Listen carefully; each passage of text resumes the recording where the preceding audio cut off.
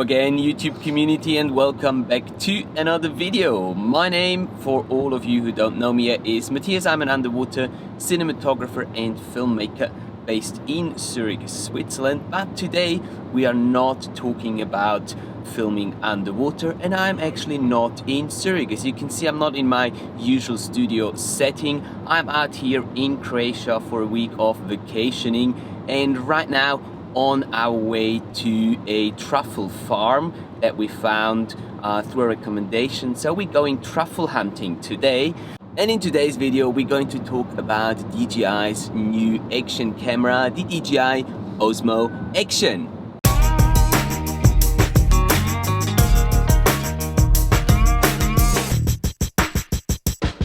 Now, what I'm most interested about finding out about the DJI Osmo Action is how good the RockSteady stabilization mode really is. I've heard great things about it, and today on that farm I want to find out how good the RockSteady mode on the Osmo Action really works. So let's go and find out.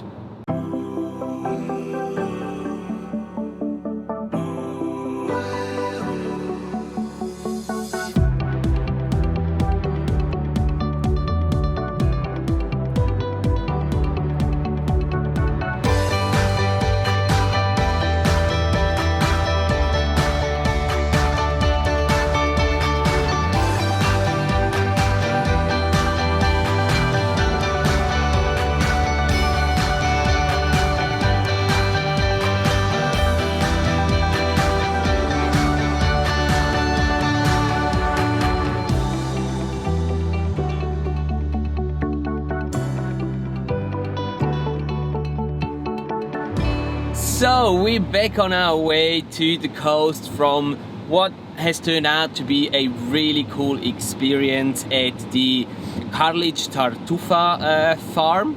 So we spent about 3 hours. The first 1.5 to 2 hours were spent learning a little bit about the different types of truffles, and then we had an amazing truffle tasting with some antipasti, some spreads, some scrambled egg with truffles, and some truffle desserts at the end as well.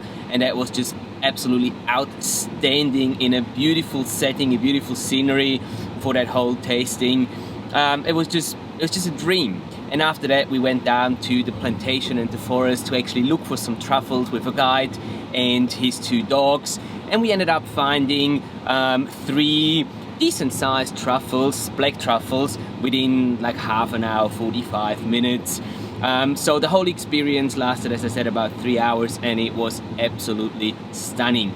I can highly recommend visiting that place if you ever come here to Istria and have a spare day, or even if you don't have a spare day, make a day, come out here and enjoy this really amazing experience. I can highly recommend it. Obviously I'll put down all the links to the place and everything down in the description, so feel free to check it out and see how you like it. We really enjoyed this.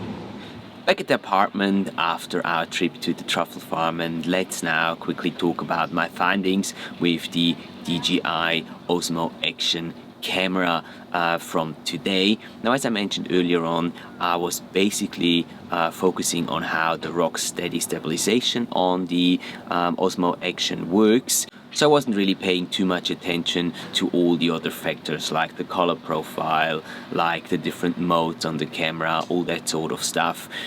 Now, all the footage that was taken at the truffle farm was actually taken with the Osmo Action, and all of that footage was taken using the RockSteady and in the settings that DJI recommends to get the best performance out of the RockSteady, which is in 2.7K and in 30 frames per second. I haven't put any stabilization on that footage, so the footage is as it came out of the camera. I haven't slowed the footage down, so to give you the best possible idea of how good the RockSteady stabilization really works.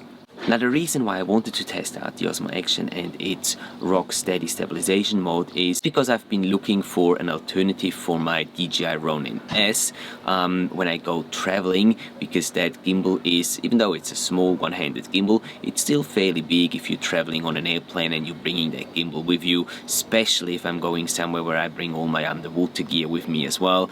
It just put a lot of extra weight and space into my luggage, and I've been looking for quite some time now for something to compensate for that. So what I'm trying to find is a tool that I can use to stabilize my footage when I'm on trips, rather than having to bring the Ronin S with me every single time. So how did I like the Osmo Action, and do I think that it would be an alternative to bring the Osmo Action instead of the Ronin S for the gimbal-like shots that I'm trying to achieve while I'm on trips? I think it can be, yes. It is obviously very small, compact, lightweight, so there's basically doesn't take any space bringing it with you in your luggage, which is a great plus for me, especially when you're traveling on airplanes. On the other hand, the size can also be a problem, because the smaller a camera system is, the harder it normally is to keep it steady. But I have to say that the RockSteady stabilization mode on the Osmo Action works really well. And I've prepared a little clip here for you guys where I've put the Osmo Action on top of my GH5. And as we all know, the Panasonic GH5 has an incredible in-body stabilization. Pair it with a lens that is stabilized like the Leica 12 to 60mm, which this clip was shot on, and you get a really good handheld rig with a really good stabilization. So I wanted to see how the Osmo Action compares to the stabilization that the GH5 with a stabilized lens gives you. And I have to say, looking at this clip, that I do think that the Osmo Action is slightly better when it comes to stabilizing the footage. I mean, there's not a lot of difference if you're asking me, but I think that you can see a little less of that typical up and down motion when you're walking with the camera on the footage of the Osmo Action compared to the GH5 with the stabilized lens. So just for that reason, I think that this would be a great companion to take on your travels and to use it to get gimbal-like shots for your travel videos. So can I recommend the Osmo Action? Yes, I think I can. And as a matter of fact, I'm gonna get a Osmo Action myself. I've decided after trying it for a couple of days here in Croatia. This is not my camera. It was lent to me by a very good friend of mine to test it out and see whether or not I like it. But I think I'm gonna get one myself as soon as I get home for my next trips, and to be able to do more testing with it and share some more videos with you on my findings. Now, in all these clips taken with the Osmo Action that you've seen in this video, I've been using ND filters. ND filters made by the company Freewell. They come in this nice little box. There's a pair of 4 filters in here, ranging from ND8 to ND64. And they're actually a combination of ND and polarized filters, which I really like. They're really high quality. This box is fantastic for transportation, and I highly recommend, if you want to get a Osmo Action and if you want to make sure to get the best possible footage, nice cinematic looking footage, make sure that you do get some polarizers or some ND filters better. Obviously, I'm gonna link them down in the description, so if you guys want to pick up a set of these, feel free to use the affiliate link down in the description. That would obviously help out my channel and help me continue making these videos for you. Alright, and I think that's already all I had to say for today. As I said earlier on, I'm not going to go into the details of the Osmo Action itself. I will do that on a separate video later on in a few weeks' time.